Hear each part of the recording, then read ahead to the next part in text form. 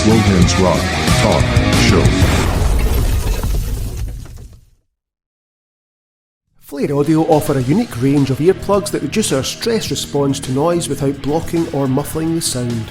With a huge range to choose from along with headphones and accessories, there's something for everyone.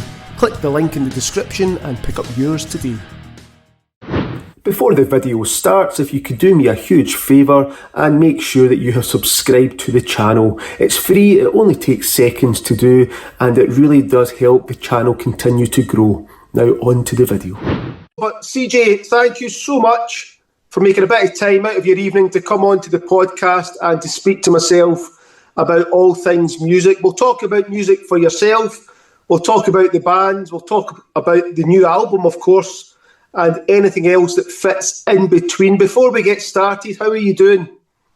I'm really good because summer is on its way, and you know the long, very damp and gloomy Yorkshire winter has gone, and this is me. I'm out of hibernation and I'm ready to rock. Yeah, it's similar up here in Scotland. It's felt like it's been winter for a long time, but it's slowly starting to change. And it's Scotland. We might get a good 4 weeks of sun. That could be our summer. I live in North Yorkshire, and yeah, the weather's very. I've never lived in such a damp, gloomy place ever in my life. Yeah, it's hard. It's hard being up there. It really is. What I do though, I go with all the guests. I go back to the very beginning. So, where originally are you from? Well, that's really. By the time I was 15, I'd lived in 4 different countries and went to 6 different schools. Right. So that was Singapore, Malaya, Germany, and the UK. Is this your dad is this a military background? Yes, yeah. So I was born in Colchester Military Hospital, but by the time I was like 1.5, I was in Malaya. Then I moved to Singapore. Then I came back to London for a few years, and then I went to Germany for almost 8 years, and then came back to the UK when I was 15. And I've been unsettled ever since. Yeah. Here's a question then. Might be interesting since you've been all over the place. What music were you exposed to from a young age, or were you exposed to music? If so, where did it come from? Is it parents, siblings? Yeah, my dad was a guitar player. My mum could sing, and my dad being from the West Indies and my mum from the Seychelles, music was a big part of our music, and very spicy food was a very big part of our culture. And but my dad used to like a lot of reggae. Both my parents like country, so I have an aversion for country. I can't stand it. But I love reggae, and I love anything, West Indian. I love rap and stuff like that. They were big disco fans and funk fans as well. And then I discovered rock when I was about 11. I suppose Kiss were the band that kind of got me into rock, but then I discovered the Police at the same time, and through the Police I got into punk. The Clash. Where did you discover Kiss? Can you remember when you first discovered this new kind of music that was different from your parents? Yeah. See, I was living in Germany, and Kiss were huge in Germany. I mean, They were big in Britain in the 70s and 80s. And I'm talking mid-70s, early 80s. Kiss were massive, and you couldn't go, they were on bus stops, their billboards were everywhere.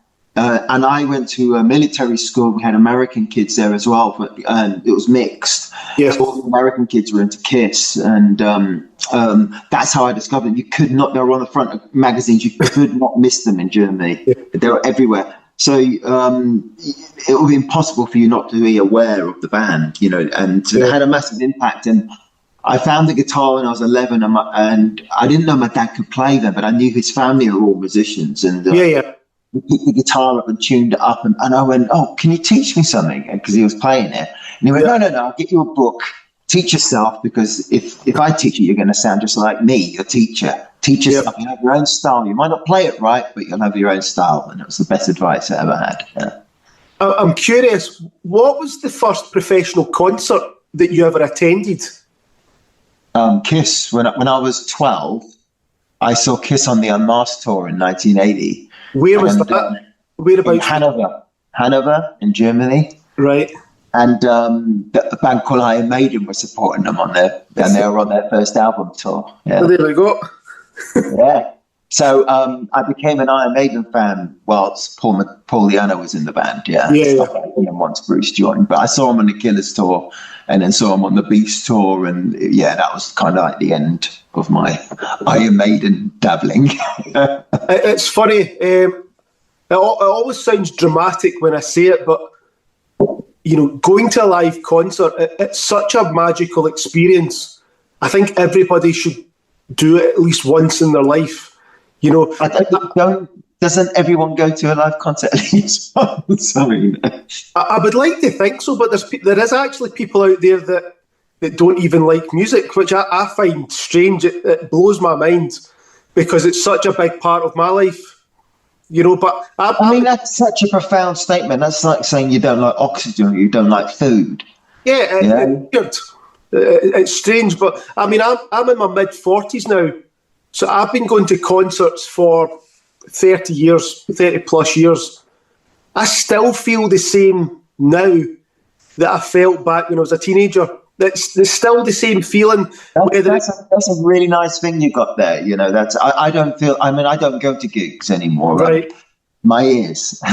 So I spend so much time recording and working on music. Yep. The last thing I want to do is expose myself to that sort of volume. And if I'm going to be exposed to it, I need to earn a wage. Yeah. But it's a great thing to go to that. You know what it's like? You can have problems in your life, problems at work. For those 2 hours that you're in that concert, everybody's on the same page. The crowd is one with the band on stage. And for those 2 hours, your troubles melt away. There is something really nice about that. And it can be a wee 500 standing club, or it can be a big, massive arena. It's a really, really cool thing. I find it weird when people say that they're not into music because it's such a huge thing for myself. I think music is such a huge, you know, there's so much of it that there's something there for everybody. I mean, I love playing shows. You know, I like being on the other side, but yeah, I stopped being a punter a long time ago when I realised the damage it was doing to my hearing. And you know, as I said, for me to be exposed to those sort of volumes, it needs to be work. It needs to be a work situation. But I wouldn't intentionally put myself in that. I mean, I went to see the Almighty at December because I'd been out on tour with Ricky's solo band in September. And my friends Wolfsbane were supporting as well. And I could not stay in Nottingham Rock City for the whole show. It's too much for me. Yeah, it really is. Yeah, but I've been playing shows for over 40 years, so yeah. Yeah. I think probably most people that have been in the game for that long have got some type of ear damage, because obviously back then as well, I mean, for the first part of your career, you probably didn't even have anything in your ears protecting them. Nothing. You know. And you know, like the Wildhearts, we were really loud, really loud, and yeah, it had an effect, definitely damage. My right ear is definitely worse than my left, but I've got partial hearing in my right.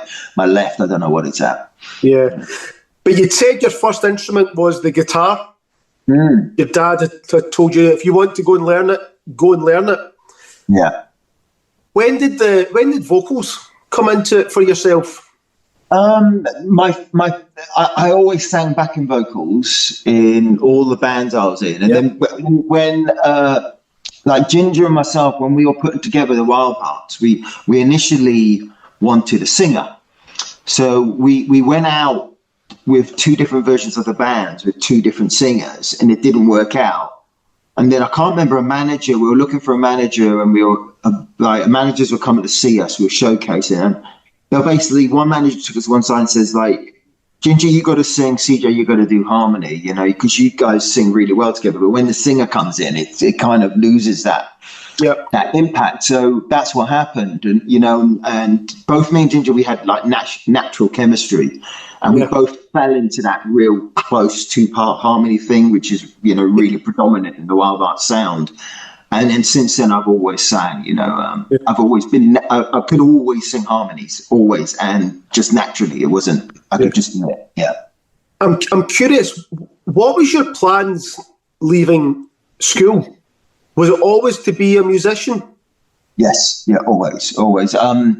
So I went to a lot of schools. So I went to 3 different high schools, but my last school was when I moved back to the UK when I was 15, was a civilian school. I went to army schools and I hadn't been to a civilian school before. Yep. So I was put in this school, in North Essex, and I used to go to, I grew up on a barracks. So all our parents were in the army and we all had something in common, and all of a sudden I'm in a civilian school.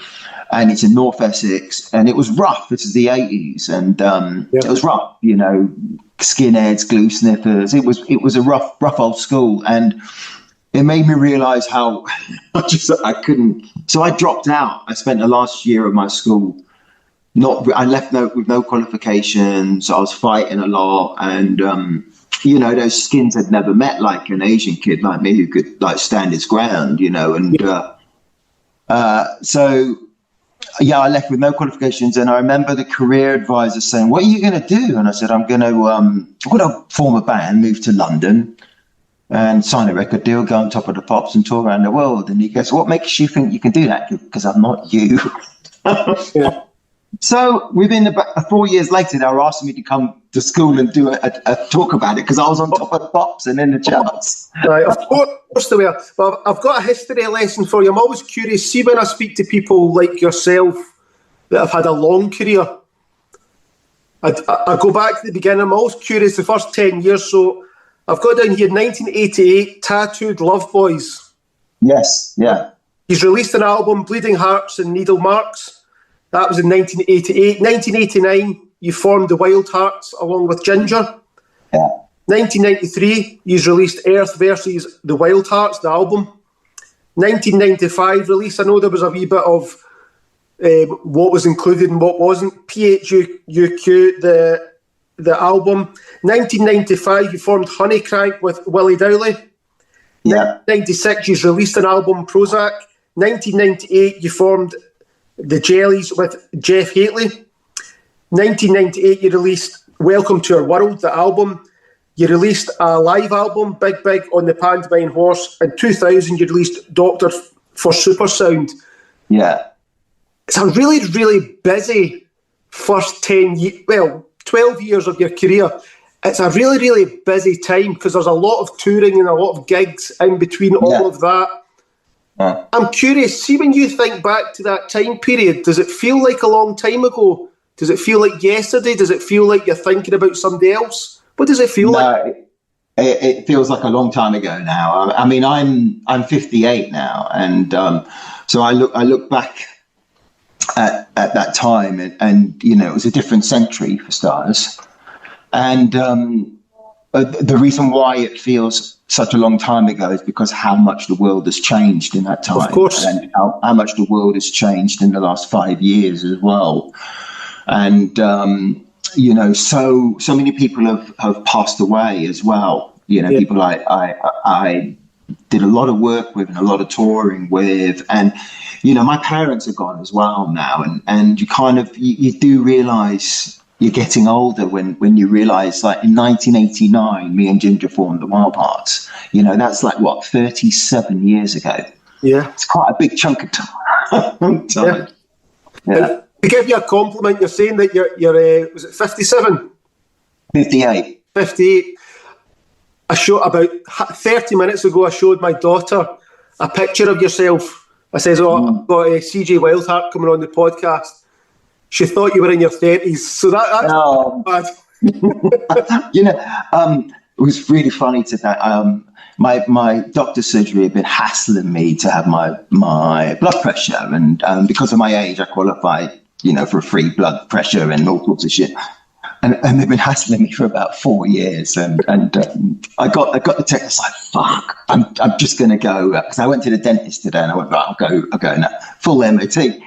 And so my real name is Christopher, but I've been known as CJ for over 40 years. Yeah. So when people call me Christopher or Chris, it doesn't register. because my mum used to call me that, and some close family members. But I've been married 3 times, and my 3 wives never ever called me Chris or Christopher. It's always CJ or Sage or Wanker, you know. But so the nurse was calling my church name out, and I didn't pay any attention. And then I turned around and said, "Oh, it's me." And she looked at me and went, Are you sure this is you? Because you've got to be of a certain age. And are you 58? And I went, yeah. And she went, yeah, I'm sure. All right. It's a compliment. It's a compliment. I took it as a complete compliment, but, you know, she was expecting some older gentleman because I qualified for this. And the reason why they have given me, like, checking my blood pressure is, you know, potential strokes and all sorts of... Yeah, of course. But... you have been in the game for a long time.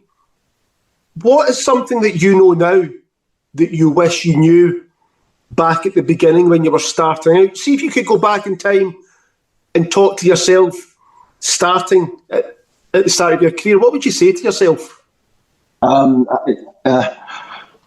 honest truth, I've always had a massive love for food. And food, for me, I love food more than I love music. Yep. My passion for food comes from my parents, and I've always been a cook. And I learned a long time ago to cook all of my favourite food so I could save a lot of money. And, you know, generally, you know, if you find a good restaurant in Britain, fly the flag, because there's a lot of mediocre eating establishments in this country. And, you know, I'm not dissing the UK, but very few people come here for the food. They come here for the culture, you know, the history, the countryside. But so I learned how to cook all my favorite dishes. So if I could go back in time, I would sit myself down and say, do not play the guitar, go to college, go and work in a kitchen, become a chef. Yeah. Become the next Gordon Ramsay.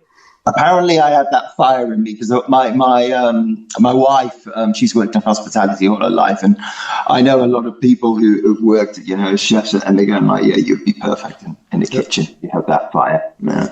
Here's a question for you. I'm curious about this one. Right, you've been in the music industry a long time. You've had success with various bands. There's a lot of musicians, thousands and thousands of musicians out there across the world, who've got the same dream as yourself, but for whatever reason they don't make it. What's the secret when it comes to success within the music industry? Is it ability? Is it songwriting? Is it being in the right place at the right time? Is it pure luck? Is it personal drive? Is it a bit of everything? So 99.9% of musicians will never sign a record deal. They'll never taste anything even close to fame. And, you know, the nearest we came to becoming famous was the Wildhearts. And I said becoming famous because we never connected the dots. We were popular in the UK. We were really popular in Japan. But everywhere else, we meant nothing. And Warner Brothers stopped investing in the band because of the band. We weren't a safe bet. We were too reckless, too rock and roll, and we were messed up. And understandably so. You're not going to put effort, money, and time into a band that's dysfunctional as the Wildhearts. So 99.9% of musicians will never, ever taste fame. Right, you can have great songs, you can have the best look, you know, the best looking singer. I've seen millions of bands who should have signed massive record deals, and, you know, they had X Factor, they had the songs, but they just didn't have the luck and they weren't in the right place at the right time. Yeah. I think that's sums it up. But talking about the Wildhearts, 4th of June 1994, you headlined the Metal Hammer stage at Donington Festival. I know it's kind of like there's the Download Festival now, but to me it was always Donington. You know, that was what I grew up with. I'm curious, what was it like for yourself to suddenly be playing a festival? Because I'm sure you probably read about it for years. I went there many times prior. You know, I went there in 84. I think what was it like from being a spectator to all of a sudden you're on the other side of the barrier at this festival? When we did Donington, you know, and we were headlining that B stage, I mean, it is still one of those gigs I will like forever remember, because of being a kid myself and going to see. I saw lots of bands there, as a kid, and suddenly being on stage, you kind of it's like one of those dream gigs. It's one of those gigs younger musicians dream about doing, and I've played that site many times since, but yeah, you can't put it into words. There's a handful of gigs I've played, and they'll always be close to me, and they'll always feel like really special, and that's definitely one of them. The first time we did Top of the Pops again, we did Top of the Pops for the first time. It's a massive thing. It was a massive thing back then, especially for our parents. Huge thing. But Chris Gibbs, he was kind enough to send me over the new album. Hey guys, this is James from Black Spiders and Bright Black, and you are watching this Slowhands rock talk show, talking all things music. Just a very quick message to say thank you for watching. It really is appreciated. If you could hit the like button, subscribe to the channel, and remember to hit the notification bell. That way you won't miss any future episodes that come out. Now back to the video. So congratulations first of all, because it's a great sounding album. I listened to it start to finish the way an album should be listened to, rather than nowadays where it's singles and all that. Right? The new album, it's called Devil. It's going to be released 26th of June. First single, One of the Boys, was released on the 27th of March. The album has got Jason on drums. Of course, he's from Bullet From My Valentine. How did you cross paths with Jason? So Jace has played on my last seven solo albums, and he played on my best of album as well. So he's played on the last 8 solo albums I've done. How did you cross paths with Jason originally? Through my producer, Dave Draper. Right. They're really good friends, and I needed a drummer for my album Robot, and he says, I know the perfect guy. And I said, well, how much is he going to be? And he goes, no, you do it really cheap, and the best thing is you don't need to rehearse with him. Yeah. He just goes, you just send in the demos, because I record all my songs like demos on my home setup. 80% of my demos end up being the album. And so when Jace hears my demos, it's basically a finished song. He hears the programmed drums I programmed in, and he literally, for Devil, he hadn't even heard the songs when he turned up at the studio. And I say, well, put the first song on there, we'll play him the demo, and makes a few notes, goes, right, ready, in place.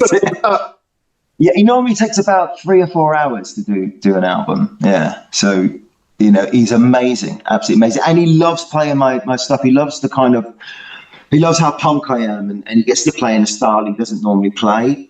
And I take away his metal kit, and take away all his cymbals and his double. It's just I strip it down for him, and he likes it. He sees that as a challenge. You mentioned Dave Draper. How important is it to have him on board when it comes to helping mix? Really important, because it takes me about between 4 and 6 months to make an album on my home studio. Yeah. I work on my own, so on my solo albums, I play the majority of the instruments. The only thing I don't play is the drums. Yeah. So everything else, 99% of what you're hearing, apart from the drums, is me. Yeah. And I'm so close to it and I need Dave's expertise. I also need his studio and all the little toys and things he brings. He puts Jace on there as well. He records Jace, and then we rebuild the songs at his end. And also, he's a really, really good friend, and I'm a creature of habit, always have been. Yep. And it's really hard for me to change the habit. I have a live band, but I don't use my live drummer in the studio. I use Jace, and then I've made maybe 15 albums with Draper. Yeah. So long. He's been in my life a big chunk of time. Yeah. Sometimes quite nice getting a fresh pair of ears to listen to your song. You always need the fresh. If you're working at this kind of schedule I am, where it's months and months and months on your own, completely focused, you need those fresh ears, because my judgment is hammered, absolutely hammered. Yeah. But as I was saying, I listened to the album start to finish. It's a great sounding album. I actually made some notes. I love the pace of the album, right? There's nothing on it that goes on too long, and what I mean by that is there's a lot of my favourite bands, I won't mention any of them, but a lot of them have put out new releases over the last couple of years, and they'll come up with a great guitar riff, but they play it too long. It's almost as if they can't edit themselves. Yes, yeah. When I listened to your album, it was just, everything was perfectly timed. Like you heard it. It wasn't like that's a great riff, but it's went on 2 bars too long. Everything sounded the way it should sound. It was really good sounding, and it sounded like an album. It sounded like 10 songs that were part of an album. It didn't sound like 10 individual songs put together. They all complemented each other, and you could tell that you'd taken the time to start with the first song, which led into the next song, which led into the next song. It was really refreshing to hear it. Now, I know that the first single is One of the Boys. It's a great song. I love the big catchy chorus, and it's a good representation of the album. But I'm a rocker, and so there's another 2 songs that are my favourites. I love track 3, Diva, and I love track 8, No More. I think they're both probably the most rocking of the songs, but they've got, Diva's got, I love the bass guitar and the drums in that. See the bass guitar runs that's happening. It sounds great. No More reminds me of a wee bit of old Therapy. See, before Trouble Gum and all that, like old stuff. Yeah. That was like strange sounding, but in a really good way. But it's a great sounding album. And but I do love those 2 songs especially. But the single that you picked, I think it's a great single. It represents the album as a whole. It's like the perfect single to pick. But with regard to your songwriting process for the album, do you have a songwriting process? Yes. So I know like quite a lot of songwriters, and they'll have like lyric books, with hundreds of lyrics in there and like hundreds of ideas. So ideas come to me randomly. So my wife has got used to it. Sometimes I'll get up at 2 a.m. or 3 a.m. and go, but I've just got to go next door and quickly put down an idea on my phone. Phones are great for that. I used to carry a dictaphone everywhere with me, but I write to order. So like on my phone now, I'll have maybe 30 or 40 ideas. So it might be a chorus, a riff, a drum beat. In my little notepad, I might have a couple of lines I come up with. And if I'm doing an album, that's when I start writing. So when I'm not doing an album, I write and record at the same time. And I write lyrics and sing at the same time as well. Does the music always come first with the lyrics coming? Sometimes, I mean, like, when the curtain falls, I'm just one of the boys. That line came first.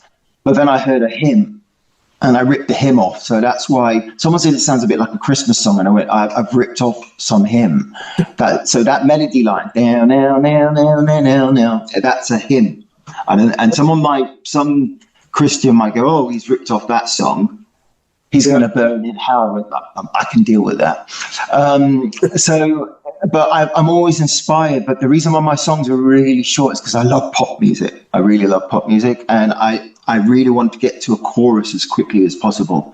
And for me, the best part of any song is the chorus. I mean, I like riffs, but if you want a song, there's nothing better than a catchy chorus. Very few people are humming riffs, Oh yeah, like the first time I heard the single, I could already remember and hum the chorus afterwards. Yeah. Then my job is done. My job's done. Yeah, but the amount of songs that come out nowadays that they're forgettable. Yeah. It's a shame. But curious, obviously you've done a lot of writing and recording over the years, and you've also done a lot of playing live. See if you had to pick just one of them to do, writing and recording or playing live for the rest of your days, which one would you pick? Playing live, because it's really hard for me to get gigs now, like very hard. This year, I am absolutely struggling to get shows.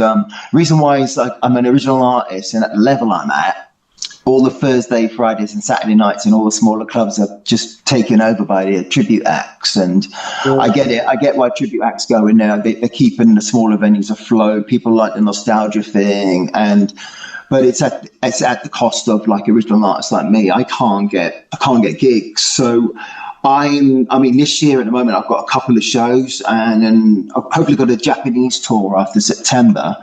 Yep. But I'm really struggling to get shows in the UK now, and anyone can write a song and record an album, but getting up on stage and putting on a good show, that's a different thing. The whole live experience, it is great, but it's crazy when you see the prices as well it's went through, and then the cost of actually touring. I was talking with a band, I don't know if you've heard of them, called the White Buffalo. A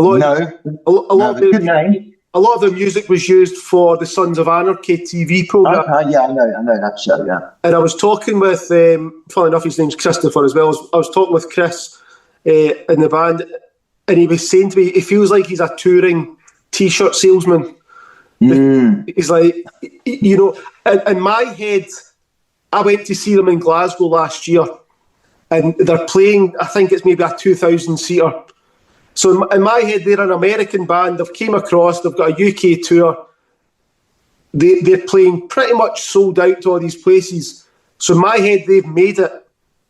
And then you hear that I was like, what are you doing for the next few months? Because then they were going to start recording in April. This was back in December. And he's saying, I've got to figure out how to put food on the table. And all this. And I'm like, and he's playing venues that big. Yeah, but he's saying he feels like he's a touring T-shirt salesman, and he says, I play much smaller venues, but I run my record label. I package up everything myself.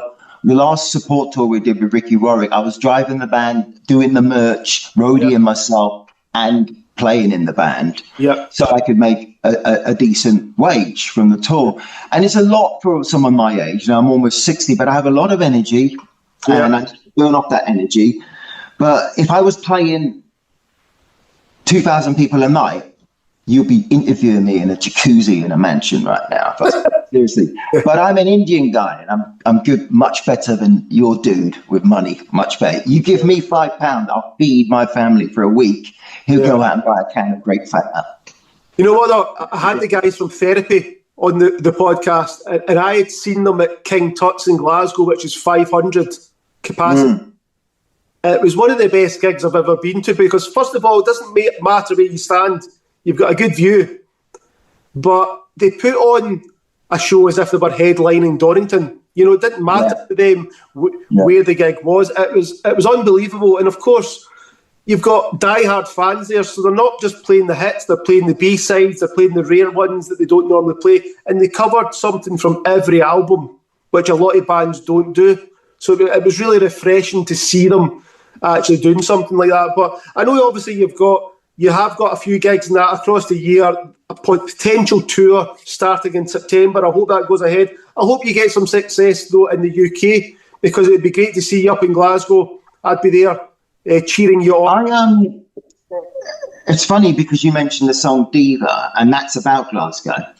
Right, okay. The last time when I played there with Michael Monroe, so we turn up at the venue, and I've got nothing backstage, nothing, not even a towel or a bottle of water.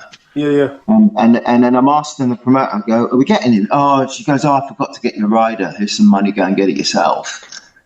And I was like, all right. I said, can I get a bottle of water and a towel, please? And she looked at me like I was like so all I asked, and this happened, so 4 gigs, I didn't have a towel and 1 bottle of water. I don't drink.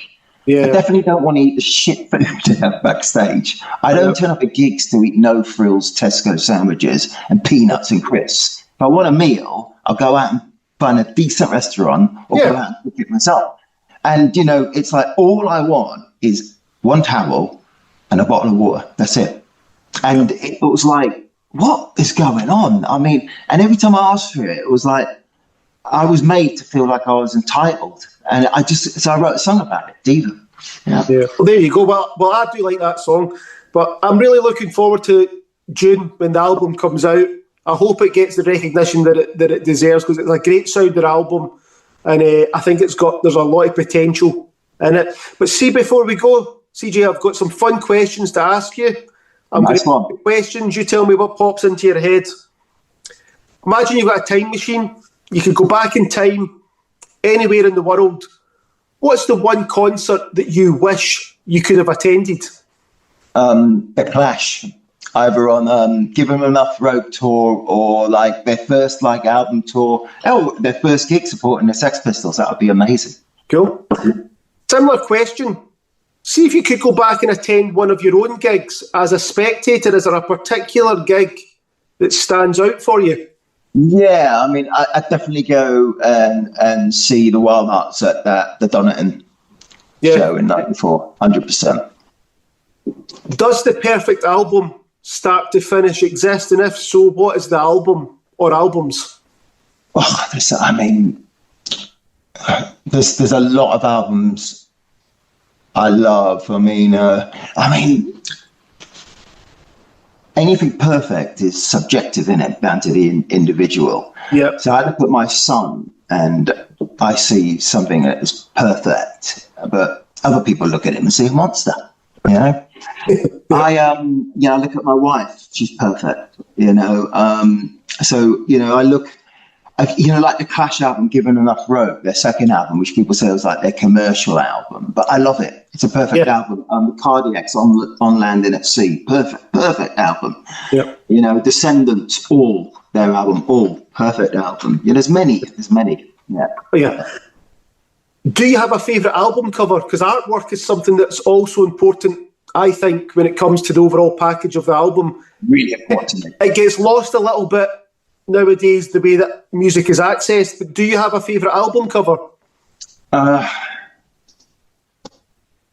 mean, that's a really hard one. That is. That's a really hard. That's such a tough question. That is. It probably when I was younger, for about 4 years, I was a Kiss fan. Right. And then they took their makeup off, and I was like, ooh. Yeah. Put it back on. Yeah. Quickly. No, I was a Kiss fan from when I was like about 11 until I was probably like 15 or something. I started going off them quite quickly, but their covers were amazing. Like Destroyer and Kiss Alive 2 and, you know, Love Gun. The covers were incredible. And they're the reason why I'm really into cover art. I always hate using artists. My albums, although I don't sell much anymore, we always put 100% into the packaging and everything. We never, ever skimp on the artwork. I put out about 6 different T-shirts every year and stuff. And so, yeah, those early Kiss albums, you know, you might not have liked the band, but their artwork was phenomenal. Absolutely. Yeah. And as you know, thousands of great songs written and recorded across the years by different bands, different artists. What's the one song you wish you could have sat in the recording studio to witness the band record the song? It'd probably be Stay Free by The Clash. Yeah, Mick Jones' song. It's my favourite Clash song. And I would add, or like Sour Grapes by Descendants as well. That's another, like, a real favourite song. Or Ma and Pa by Fishbone. Yeah, that's fine. And last question for yourself. The answer could probably change daily, but for today, who is your Mount Rushmore when it comes to bands? Who's the 4 bands, whether it was they gave you your initial inspiration, whether it's songwriting, whether it's performance, whether it's the overall package? Who are the 4 bands that you're putting on your Mount Rushmore? Oh, it's an easy one. So The Clash. Yep. Cardiacs, the original Cardiacs, back in the day, their first 2 albums for me, like, changed my life. And the first time I saw them in the 80s, still the best show I've ever been to. Descendants, because they had a huge impact on me. And it was in my head. I had the 4 bands. So I had The Clash. Oh, The Police. Because when I was 11 and I heard The Police, it was like, Stuart Copeland's still my favourite drummer. Yeah. And I was like, wow, this is like really different. And they mix that reggae thing with a bit of punk. And Yeah. it's really as well, like the Clash as well, because they mixed reggae and punk as well. Yeah. And yeah, so yeah, I go, yeah, the Clash, Cardiacs, Descendants, and the Police. Right, well, CJ, thank you so much for coming on to the podcast, talking to myself all about music. For anybody that is watching, cjdevilspit.com. You can get all the information from there with regard to releases, merchandise, tour dates, all that sort of good stuff. I do wish, though, everyone to check out the new album, especially when it comes out 26th of June. Whether it's downloading, streaming, buying the physical copy. But if they do see you on a gig, playing a gig, get yourself along to the gig, buy some merchandise at the gig, keep music alive as well. It's a great thing.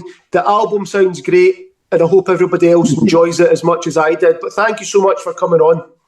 Thank you very much, Ian. It's been brilliant. I really enjoyed this. Cheers, pal. Thank you for watching. Remember to subscribe to the channel and leave a comment below. Thank you.